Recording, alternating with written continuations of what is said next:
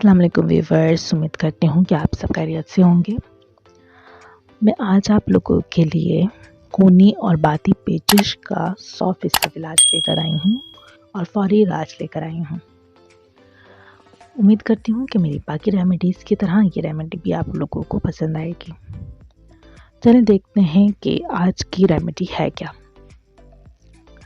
आज की रेमेडी के लिए हमें चाहिए इसबगोल का छिलका और चीनी, और इसके साथ ही आपको चाहिए कहवा या चाय।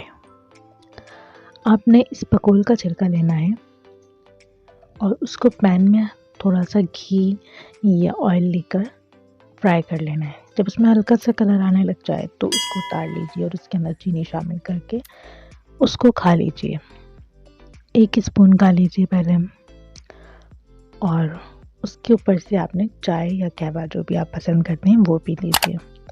फिर आप दोपहर में भी इसी तरह कीजिए। 2 से 3 मरतबा के ही इस्तेमाल में बिल्कुल पेचिश ख़त्म हो जाएगी और 1 मरतबा के इस्तेमाल में ही इसका फ़र्क आप देखेंगे। उम्मीद करती हूँ मेरी बाकी रेमेडीज़ की तरह ये रेमेडी भी आप लोगों को पसंद आई होगी। इसी तरह की आसान रेमेडी को हासिल करने के लिए मेरे चैनल को सब्सक्राइब कीजिए, मेरी वीडियोज़ को लाइक और शेयर कीजिए। अल्लाह हाफ़िज़।